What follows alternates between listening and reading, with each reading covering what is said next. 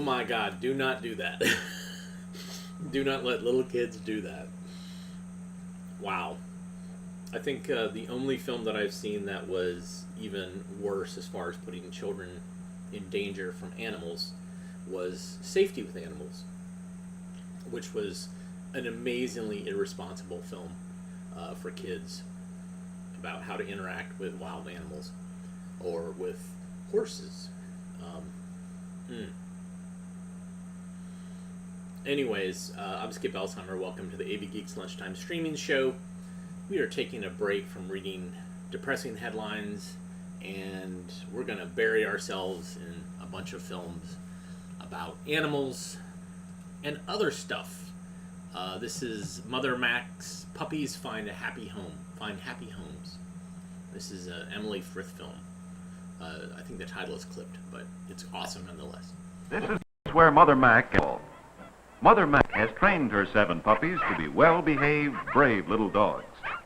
Now that they are 6 weeks old, leave their mother for new homes. Gives the puppies the right food to make them strong and healthy. They eat 3 meals a day. Don trains Tammy to sit up, as he thinks other children like a dog who knows how to do tricks. The boys are proud of the puppies and want each dog to look his best when Mr. Conover comes over to choose one. But the puppies just can't see any reason for making a fuss. They don't realize how important it is to look clean and well-groomed.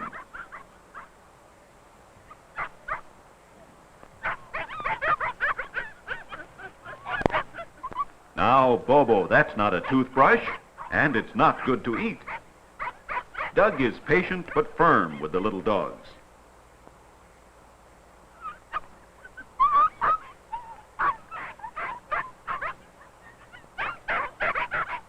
Mr. Conover, who lives next door, comes to pick out his dog. He examines the puppies carefully. He knows that a good dog has strong, sturdy bones, a healthy coat of hair, a bright, intelligent look, and, most important, a good disposition. The boys tell him the good points of each of the puppies. Donnie tells Mr. Conover how smart Tammy is. And Tammy likes Mr. Conover right from the start. Don would like to have Tammy live next door to play with Bobo, the dog that their father has said they may keep. Each one of the puppies is so cute, it is hard for Mr. Conover to decide. Doug wants the puppies to show how frisky they are, but the puppies want to play in the box where they sleep.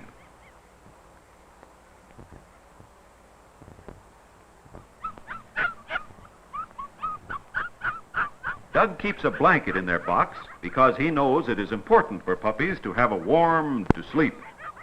Mother Mac wonders what is happening.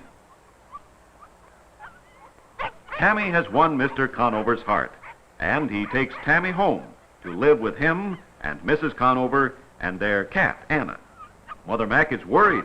She does not want Tammy to go.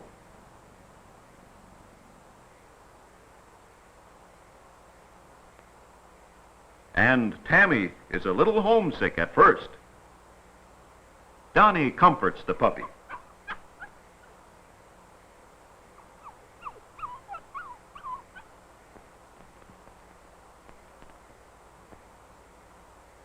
Very soon, Tammy is as happy as he can be. This is a home where a puppy can relax and enjoy himself.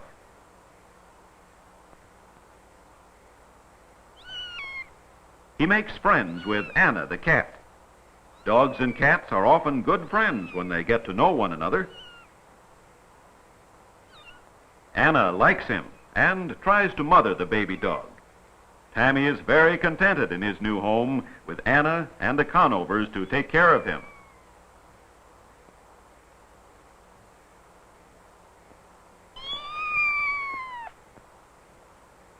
Later, Aunt Lucy shows the puppies to her friend, Mrs. MacLeod, who wants a good-natured dog to play with her children and to learn to guard them as he grows up.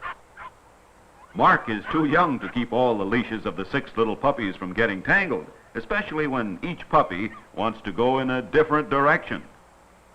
Mark isn't a bit afraid because he knows a puppy won't snap at him unless he teases the puppy or is rough with him.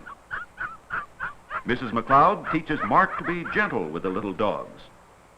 She is as good and kind to a puppy as she is to her own children. She knows that a happy home for a puppy is one where there is plenty of love and where the puppy can feel he is needed to love and protect his family. Puppies are good companions because it is their instinct to love people.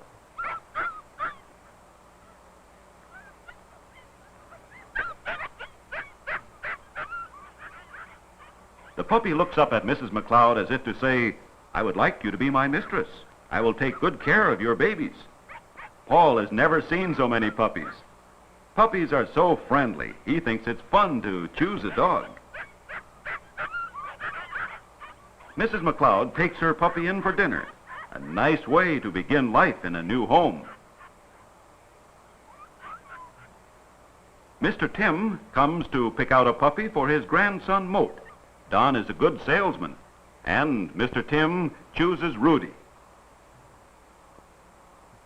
He takes Rudy to live in the country, where Moat and his family raise flowers for market. A week later, Doug goes to visit Moat and Rudy. Moat's uncle is a fisherman, and the children like to play on the nets piled high on the truck. Moat is very proud of Rudy, who adores Moat and follows him wherever he goes.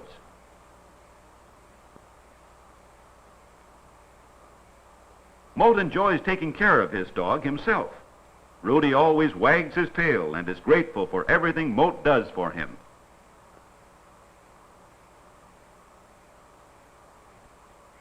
In the meantime, Jiggs has gone to live with the gentle Mrs. Shanks and her cat, Puss in Boots. Mrs. Shanks understands animals and gives them lots of affection. Jiggs tries as hard as he can to please her. Like all dogs, he has quickly adapted himself to his new family. He is not at all lonesome for his brothers and sisters, with Puss in Boots for a playmate.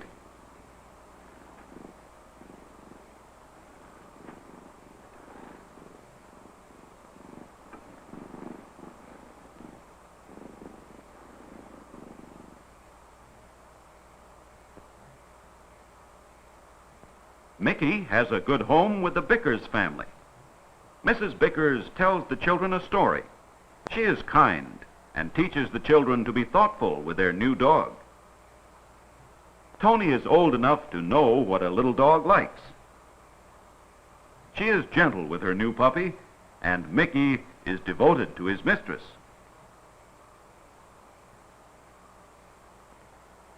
Tony knows a little dog needs plenty of exercise and unfastens Mickey's collar to play with him.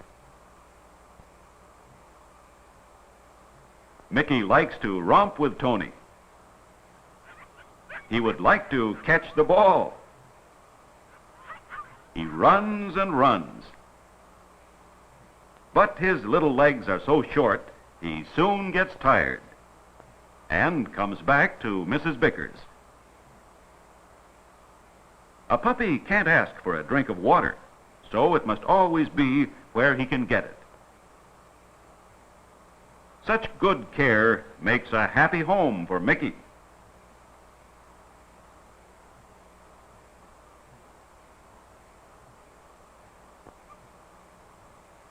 Mr. White, who works for the milk company, stops by on his way home to look over the puppies.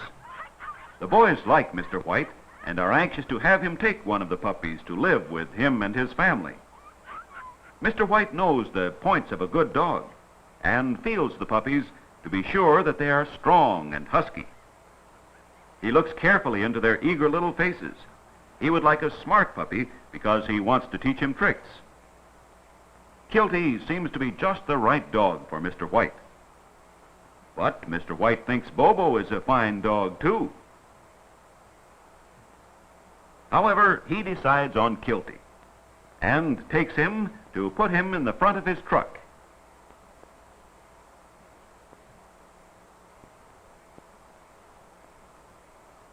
The boys give Mr. White the dog's bed, so Kilty will be comfortable in his new home. Kilty feels welcome in his new family. Penny and the neighborhood children he loves to play with them, it is hard for a little dog to keep up with so many children.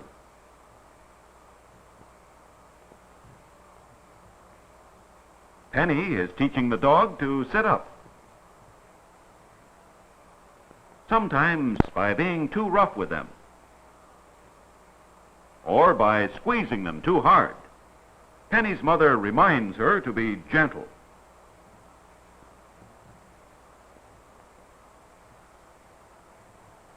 And Kilty is happy but small. Back at the Dowells' home without her puppies, and Doug tries to cheer her up. Bobo, too, seems sad. But the boys are pleased that each puppy has found such a good home. They have learned that a happy home, whether for a puppy or for a girl or boy, can be large or small, in the city or in the country, as long as your family loves you and you do your best to be kind and helpful. Bobo thinks his home is best of all.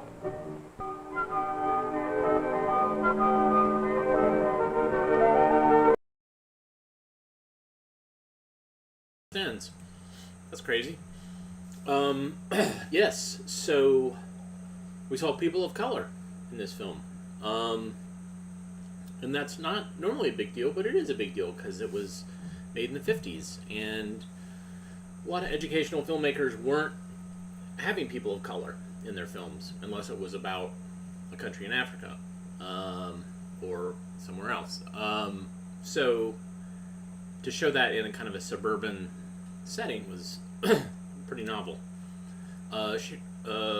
Duck and Cover has a couple of students of color in it as well. So we saw puppies, we saw some cats, but let's watch some kittens. This is Kittens, Birth and Growth.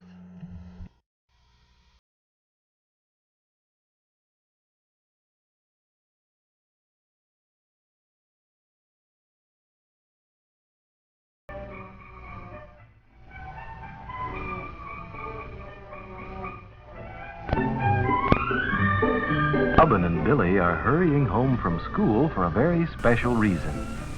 During the last few days, they have been eager to get home to see their mother cat, Billy. Billy is going to have kittens at any time, and the children hope to be present when they are born.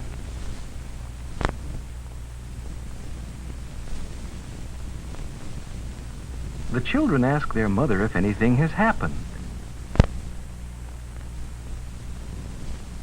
They mark off a calendar Mother made for them. It takes about 60 days, or about 2 months before kittens are born.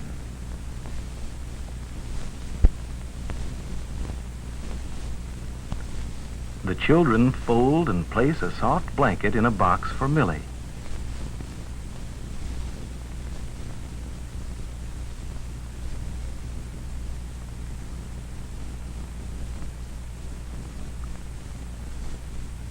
That night, Father is reading a story to the children before bedtime.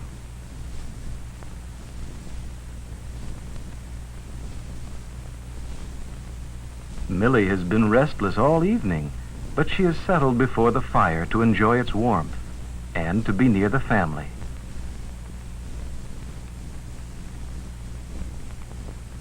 Mother calls it's bedtime. The children leave, and so does Millie.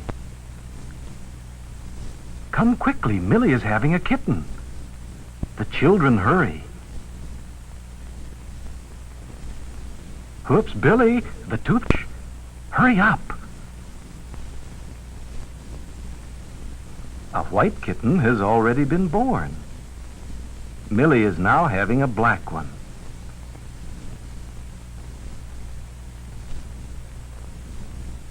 See how Millie cleans her babies.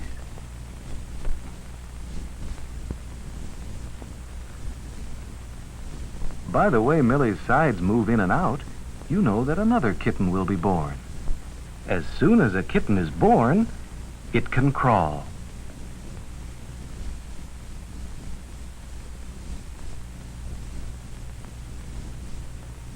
Mother keeps a record of the kittens as they are born. 1 white, 2 blacks.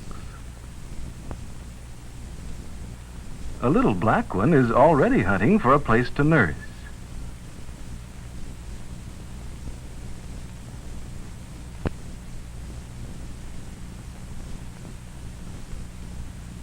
Look, their white kitten is being born.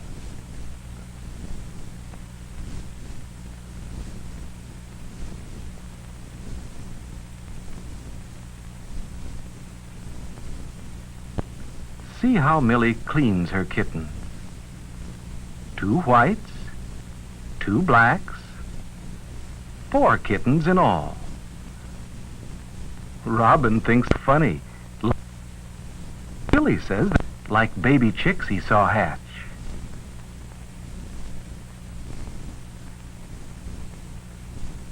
The kittens are nursing contentedly.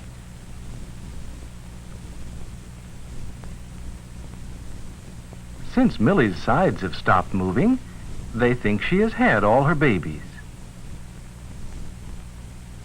Robin and Billy leave for bed. 5 days have passed. The kittens are dry and fluffy. They have grown larger, more than double in size, but their ears are still flat, not pointed like cats' ears. Millie is a good mother. She leaves her kittens only for a few minutes to eat or to go outdoors. The kittens' eyes are closed tight. They cannot see.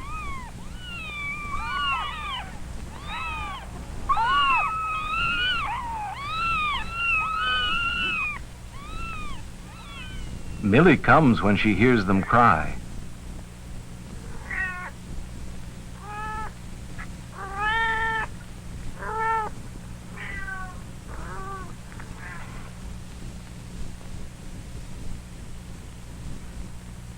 She washes her babies with her rough tongue and keeps them clean. The kittens drink their mother's warm milk.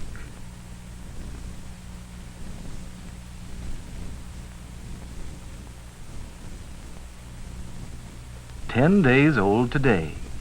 The kittens' eyes are opening. In a few more days, their eyes will be completely open. The children handle the kittens gently and not too often. See how carefully Billy is holding the white kitten. One afternoon, when the kittens are about 3 weeks old, Robin and Billy hear a loud mewing. They go to the kitchen. Look, one is falling out of the box. Billy wants to help, but Robin stops him. Let's wait and see what Millie does.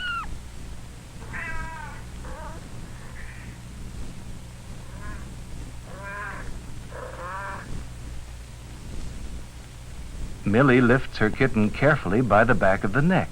She puts it in the box.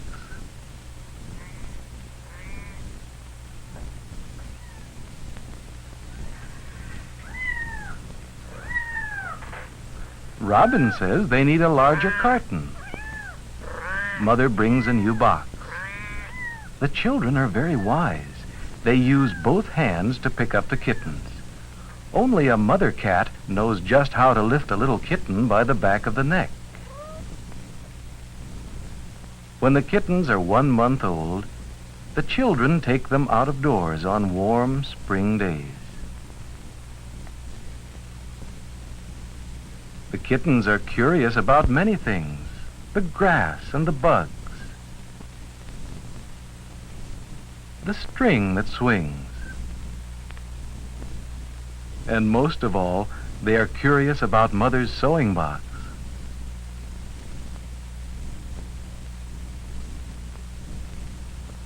Robin wonders if they're ready to drink cow's milk.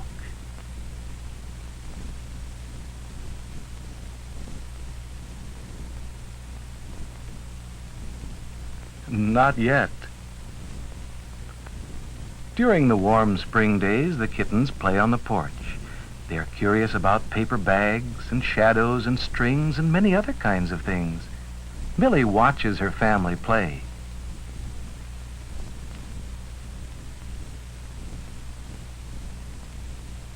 By the time the kittens are 5 weeks old, Millie has taught her family to lap up milk, and how they enjoy it.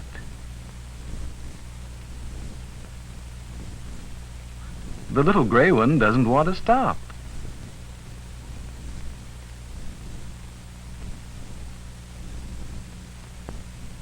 The white one washes his face after he eats. He keeps his whiskers clean.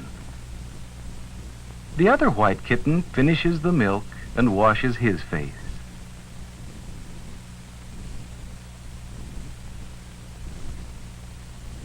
And now for a cozy nap.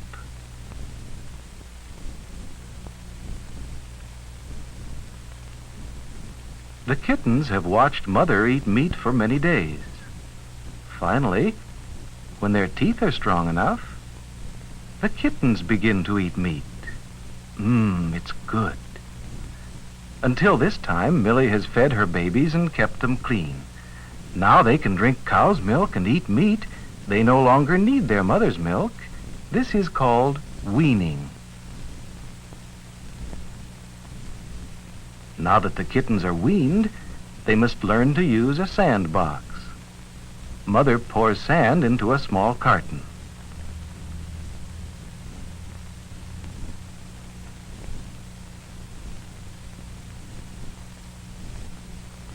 They are curious about the new box.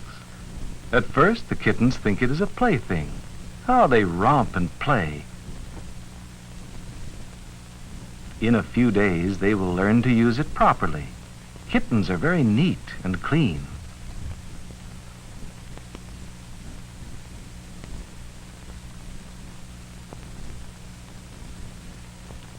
Millie's family has grown. The kittens are 2 months old. They no longer need their mother.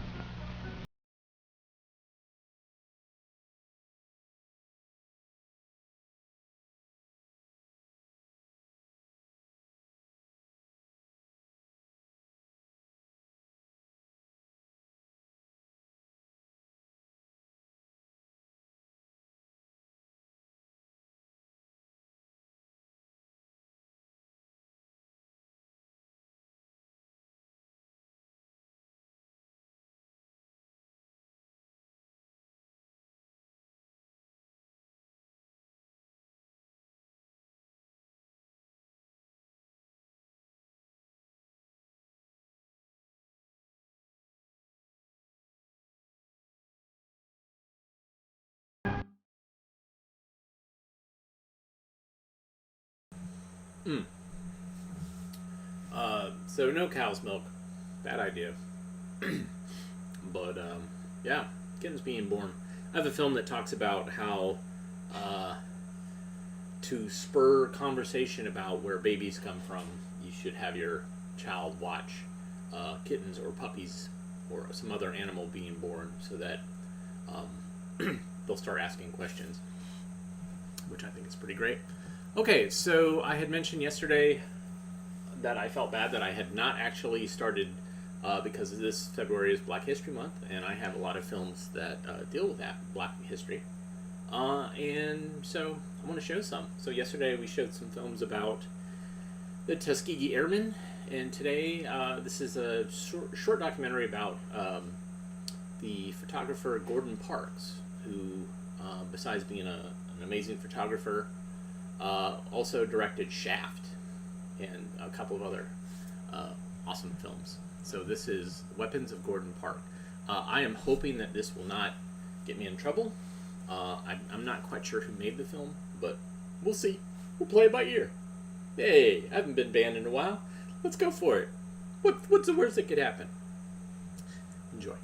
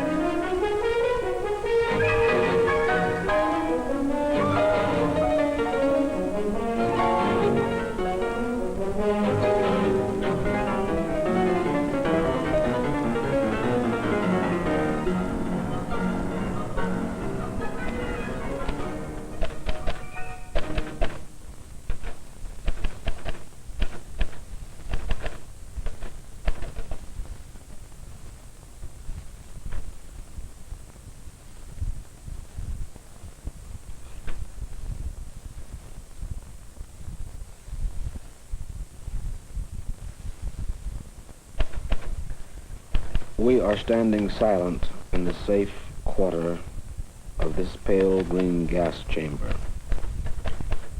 Only a thick glass will separate us from the death we have agreed to witness. Close behind me, the minister leaves his Bible for words to say at the appropriate time.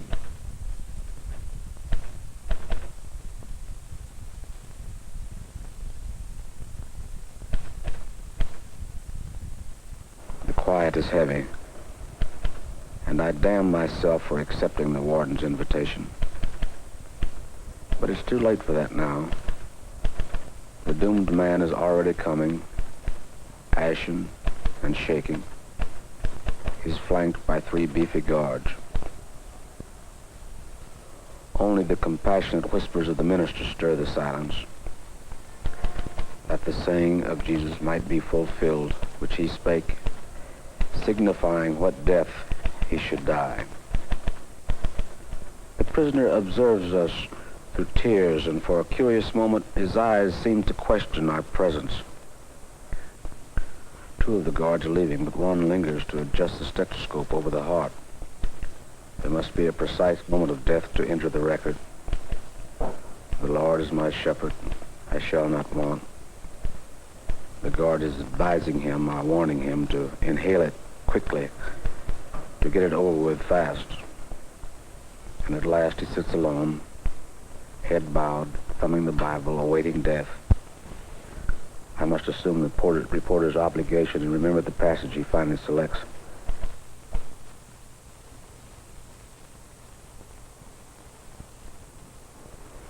A tear is rolling down the man's cheek as he thumbs on, "He restoreth my soul. He leadeth me in the paths of righteousness for his name's sake." In the glass, I perceive my own image emerging from his. Interestingly abstract, the 2 images, one over another. I recall the elaborate conspiracy of evil that once beckoned me toward such a death, and I am afraid. And I am almost frightened into running, but I won't. Call it vanity, bravado, pride, or whatever. Only I know it to be something different, a faith in the weapons I hold to rout such fear. Years ago I found them, one by one. They were all half hidden in obscure cubbyholes stretching along the labyrinthian corridors of my early life.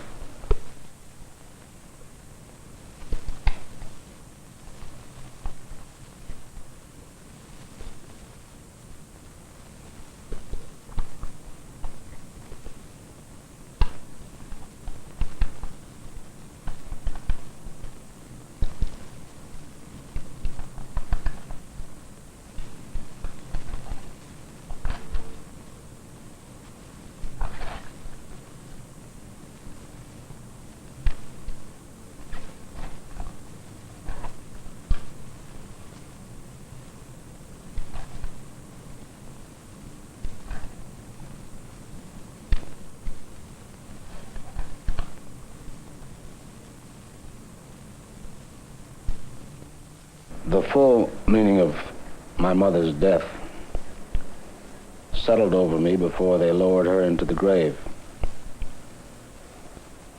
They buried her at 2:30 in the afternoon, and by nightfall, our big family started to break up.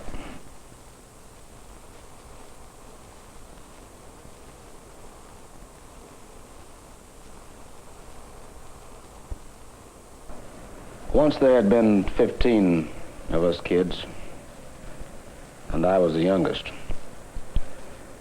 There was never much money, so my brothers and sisters, the older ones, scraped up enough for my coach ticket to St. Paul, Minnesota, where I was to live with my sister Magali. My mother had requested this a few minutes before she died. Papa, a good, quiet man, spent the last hours before our parting moving aimlessly about the yard, keeping to himself and avoiding me. A sigh now and then belied his outer calm, and several times I wanted to say that I was sorry to be going, and that I would miss him very much. But the silence had always lain between us, and it prevented this. Now, I realized that probably he hadn't spoken more than a few thousand words to me during my entire childhood.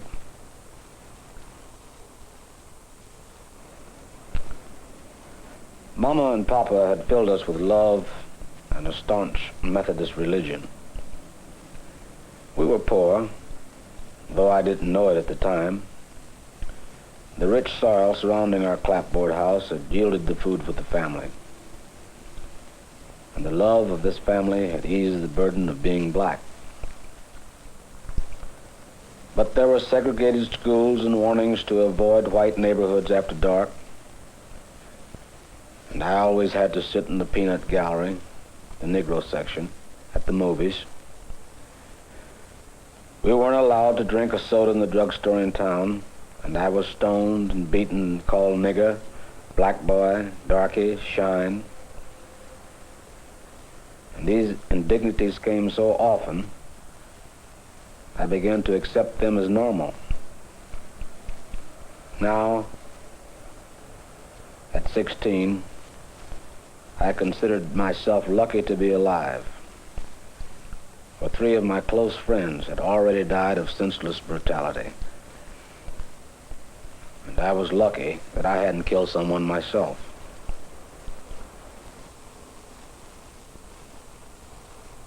Yet, as the train sped along, the telegraph poles whizzing toward and past us, I had a feeling that I was escaping a doom which had already trapped the relatives and friends I was leaving behind.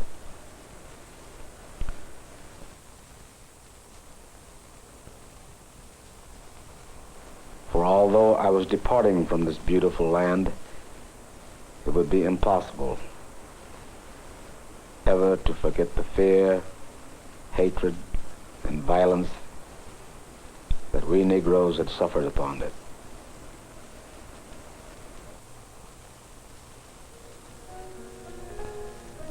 That first winter was the toughest one of my life. At the height of a Minnesota blizzard, I had fought with my brother-in-law, and he threw me out of the house. I never thought of seeking shelter and food at the Salvation Army or some other charity. Yet, there were some other things I considered, and the worst was robbery. This I came closest to one dawn when I found myself alone on the trolley with an aging conductor. He stood there, just above me, with a bundle of green bills wired together with a rubber band. At the sight of them, my hand tightened about a switchblade in my pocket. I pressed the button and the long blade popped out. "Conductor." And I looked at him, trembling now, with all my mother's teaching coming hot at me. "Conductor," I said, "would you give me $1 for this knife? I'm hungry. I don't have any place to stay." He watched me for a second. "You can keep the knife," he said, peeling off $2 bills. "Go where you want and get some grub." But I refused the money, jumped out of the car and hurried off, more frightened and ashamed than I had ever been in my life. But that winter, I finally found work at 16, playing piano in a brothel.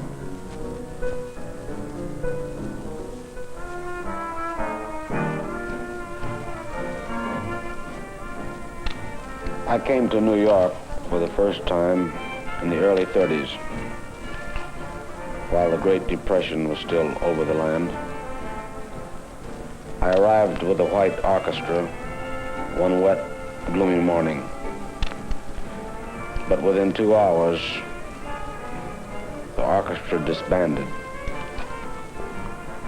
And I was suddenly broke and homeless again. The drummer in the band walked me to an uptown subway entrance, and I asked him where I should get off uptown. "Oh, take the A train," he shouted back. "Get off about 125th Street.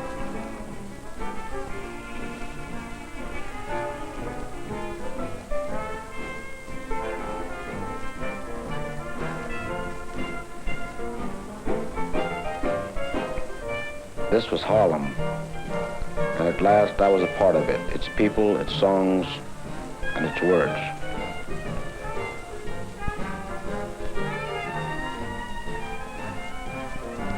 Then I started roaming through the sea of black faces, and I discovered that they were not as I had expected them to be. This wasn't Kansas, Minnesota, where people with dark skins usually nodded to one another. It was like being cast upon an island with kinfolk who had suddenly become alien to you.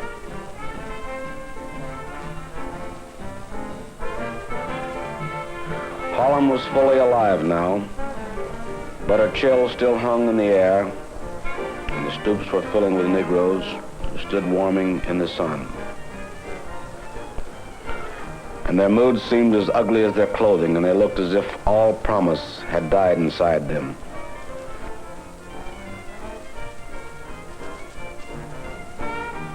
I was lost in the stream, closed in by Ethel's Beauty Shop and Joe's Burgers, and the funeral home and the Church of God in Christ, and the Church of Good Hope, and Small's Paradise, and the funeral parlor, and the Harlem Bar, and the Harlem Lunch, and Harlem Barbers, and Saturday night caskets between the Black and Tan Bar, and Ebony Lounge, and Pilgrim's Baptist. "Shine, mister!" And honking taxis, doorway Johnnies, eyeing Miss Mighty Stockings, Miss Fine Gams, Miss Good Bread, all the big-breasted and hip-swinging, and the Sign of the Believer, and the sirens, and the hospital meat wagons. "Fats Waller Records, come in, brother, come in and listen." An undertaking establishment and a funeral home. "Shine, mister!" FMA's Beauty Shop and Carl's Hot Dogs, root beer. 7 cents, brother, come get it. "Give me some skin, Daddy-O." Herbs, Bibles, candles, pictures of Black Jesus, Marty's Pawn Shop, Jock's Place, the Duke's latest hit. "Come in and listen." The Moochie, come in, brother. It don't cost you nothing. And the African Methodist Episcopal Church, and Chick Webb at the Savoy. What a friend we have in Jesus. "Halt, halt, halt, or I'll shoot." And police brutality continues in Harlem. Boy murdered, Negro groups set for protest. Get your paper here, read all about it, brother, read all about it. Ads, ads, ads. White waiter wanted. Ads, ads, ads. White plumber needed. Ads, ads, ads. White nurse wanted. Ads, ads. White bartender needed. "Can you use me for any kind of work, mister?" "Any kind. Sweeping, dishwashing, window washing, waiter, cook. Any kind, mister. Any kind. I'm hungry."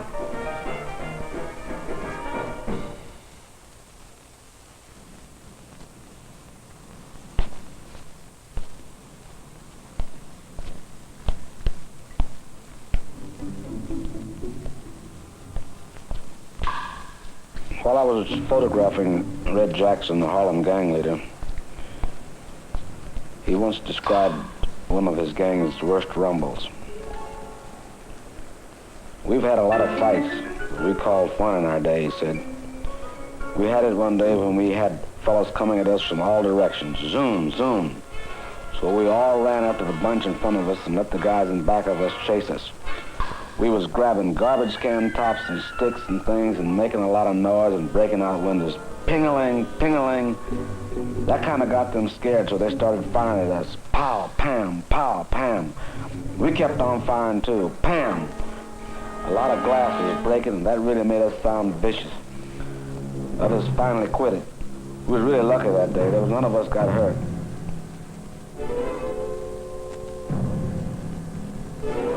This sleeping island, where we had operated,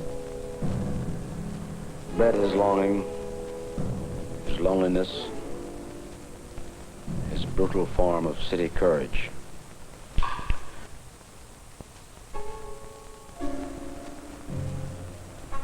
The ghetto dictated his strange moods, gave birth to the violence that time and again erupted within the orbit of his narrow life. So very little sun shone in his world, and even on the hottest nights, the city seemed to drop a shroud of cold about him, making each hour an eternity of misery.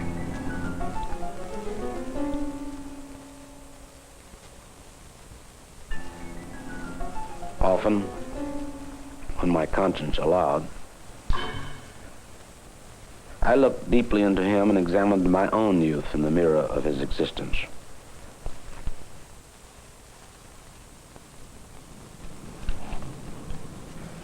I have photographed poverty in many parts of the world. The worst I saw in Brazil, where I found Flavio. He was a 12-year-old boy, slowly dying of asthma, tuberculosis, and malnutrition. Flavio lived in a favela, a sweating slum of the rich, elegant city of Rio de Janeiro. And home to him was a hillside jumble of squatter huts that sat beneath a looming figure of Christ. Despite his misery and illness, Flavio cared for his 6 brothers and sisters, while his mother and father worked for at most $25 a month. Each day was filled with fighting and tears, hunger and dirt he could spare. Water carried a mile up the slippery hill on his head.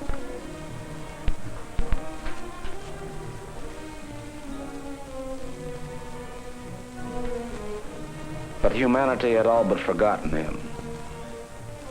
Yet he was so strangely human. I constantly wondered how the frail body got the strength to love, when love seemed to have so absolutely denied it. He always managed a little painful smile when I approached, as if I had brought along a pocket full of magic hope.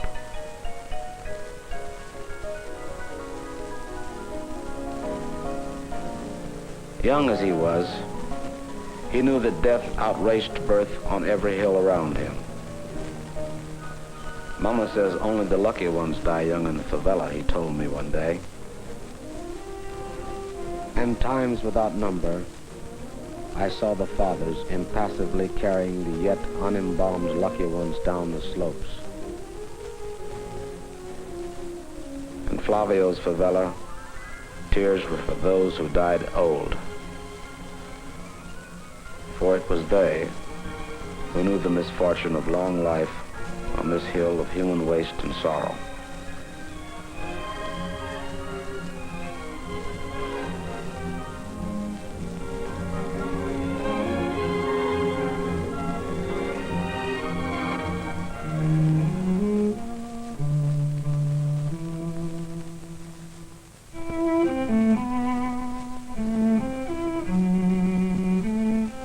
When my grandson visits me, I think of his future and of my past.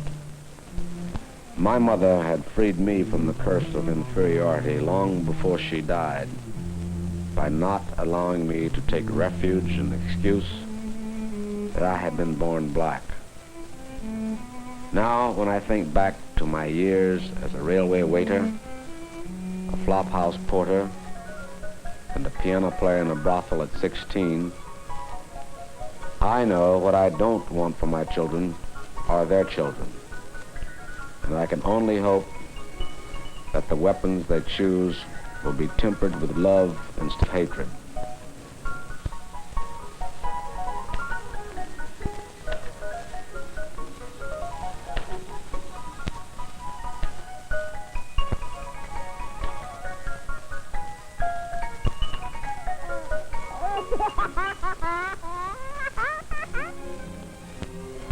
Elizabeth, my wife, has gotten to know all my habits.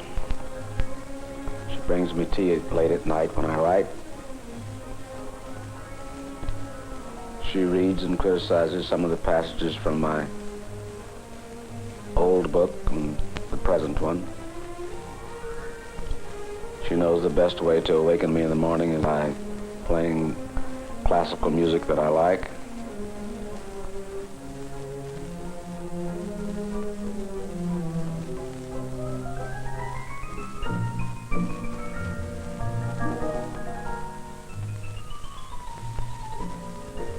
And bringing me that inevitable tea.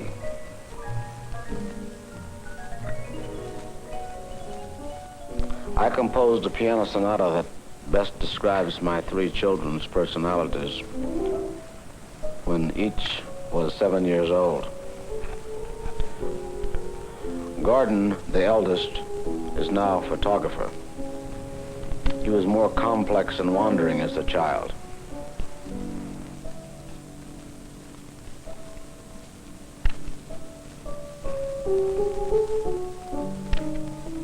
David, now in the Army, was rollicking, rough, and boisterous.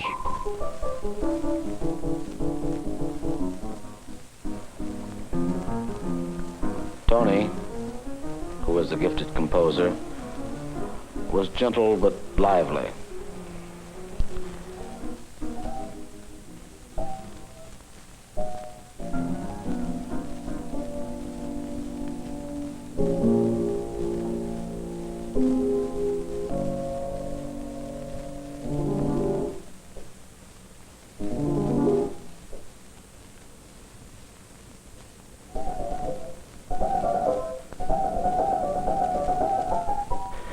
My daughter Tony and I often composed together at the piano, playing, listening by tape for corrections, and any new ideas.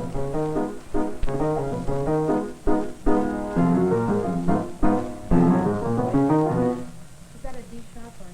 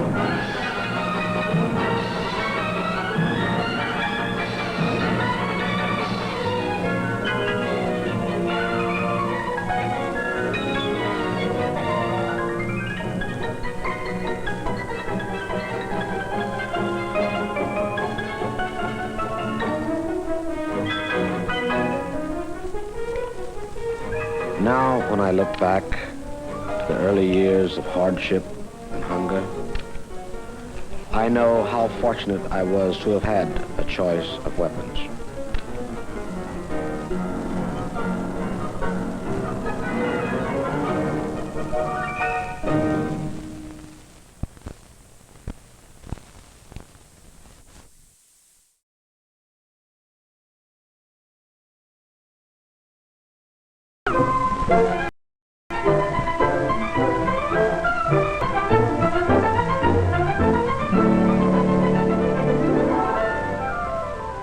This was a special day for Kitty and me. I was having the best dream about her when... Helen, Helen, wake up, dear. It's time to get out. The pet show. Today's the pet show.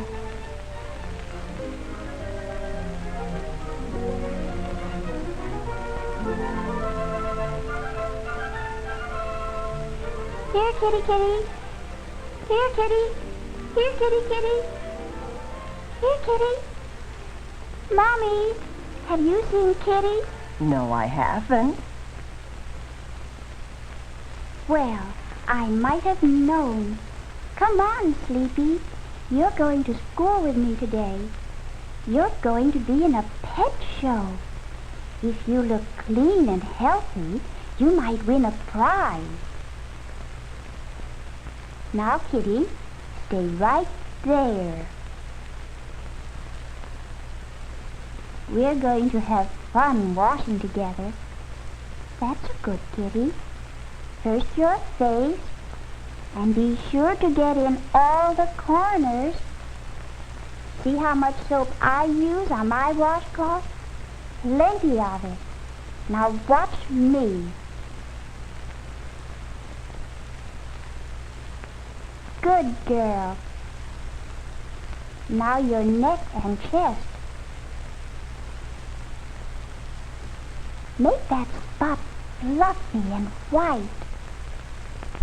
That's good. Get as far around back as you can. Oh, you want to watch me, do you? All right, I'll show you. Back and chest and back and ears. First one, then the other. Come on now, you can't just sit there. You're the one who's going to the pet show today. Don't forget those dirty paws. That's a good kitty. I'm going to be proud of you today. Scrub them hard. Paws get dirtiest of all, don't they? I too have to do more scrubbing on my hands than anything else. This is the way I wash my hands, wash my hands, wash my hands. And this is the way I wash my arms early every morning.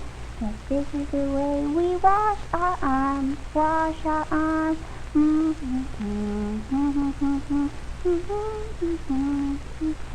Arms would be so much easier to wash if they didn't go all the way up to the shoulders.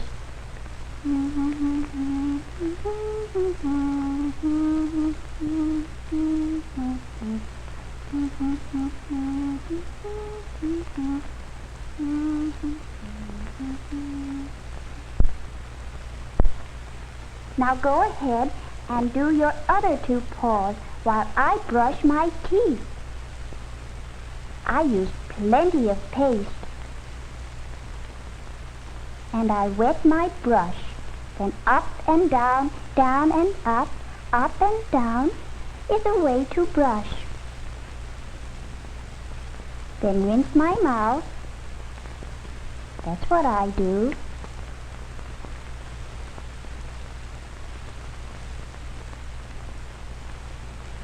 Rinse my brush.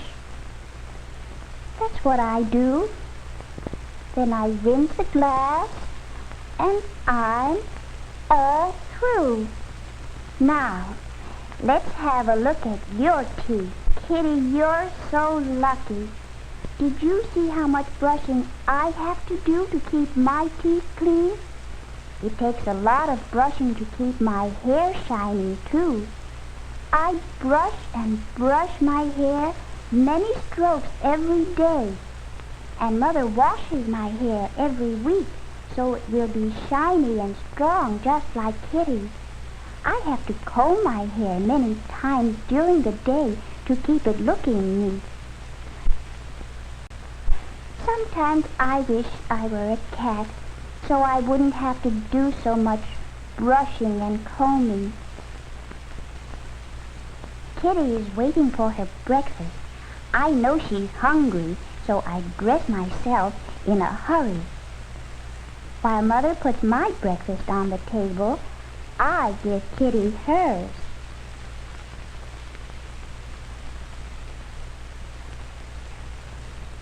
She gets liver.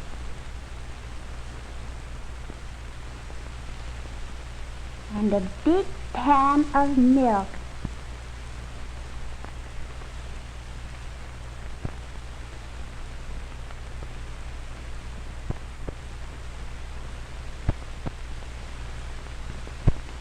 I start my breakfast with a big glass of fruit juice.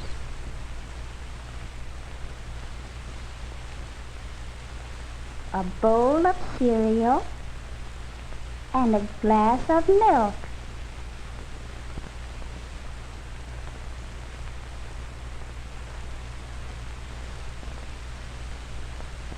Mother says that meat makes Kitty big and strong. By the way she likes to eat, you'd think she'd be the size of a house. It's all the milk she drinks that makes her bones and teeth so strong. When I finish my cereal, I have a piece of buttered toast and drink my milk. Of course, I eat more than Kitty, but then I'm bigger than she is. Kitty always cleans up her dishes right to the bottom. Like all cats, Kitty's neat. She wipes her mouth when she's finished eating. Kitty and I do many things alike.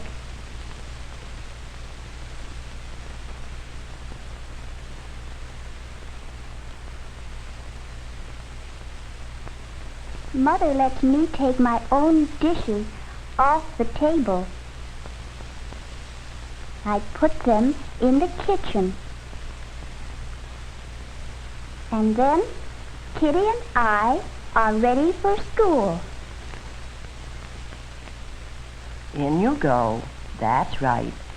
Helen's going to take you to school in your carrier, so you'll be neat and clean.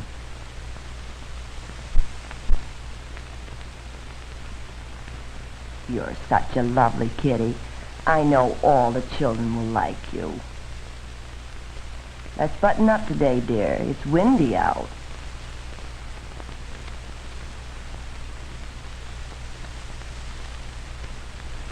Bye, Mommy. Hope Kitty wins. So do I. The other boys and girls brought their pets, too. It was hard to decide who would win the prize. Nancy had a canary bird. I thought it would win. Yellow is such a pretty color. We all wanted the canary to sing, but it wouldn't. I guess it was too excited. Finally, it was Kitty's turn. The minute they saw Kitty, all the children liked her.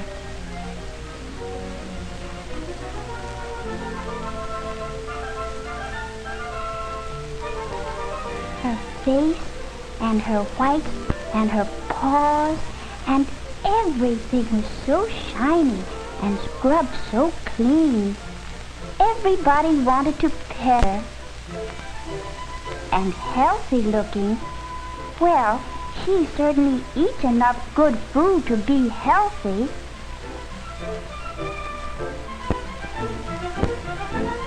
So proud when Kitty won the prize.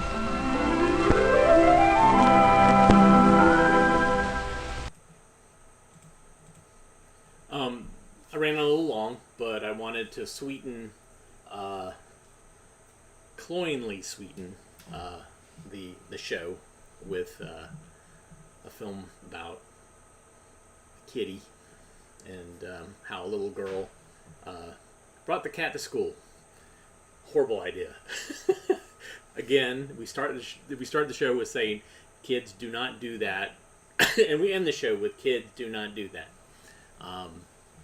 And there was a lot of stuff to watch in between. Kevin, thank you so much for the coffee. I know that today's show, some people liked it, some people didn't like it. You know, it's kind of the way it goes. You can go to ko-fi.com/avgeeks and reward us or punish us with delicious coffee or hot, bitter coffee. Or you can go to avgeeks.com and buy DVDs and see other things we have online. You can also hit the thumbs up button, subscribe. Even if you didn't like today's show in particular, just hit that button to say, in general, we like what Skip shows us. Not everyone's a hit. That's fine. Totally fine with that. Because, you know, we have 30,000 plus films, and some of them are not going to be good. And if we have to watch all of them, then there's going to be some that are not going to agree with what you like as far as why you tune in. But maybe tomorrow, Friday. I have 2 shows tomorrow. One about, you know, our normal lunchtime show, and then with Hunt Library at NC State with an expert. We're going to talk about model rockets and model making and 3D printing and all that stuff. So it'll be a lot of fun. So thanks for tuning in today. Very much appreciate you letting me borrow your eyeballs for a little while. Give ourselves a little break. I'll see you again tomorrow. Take care.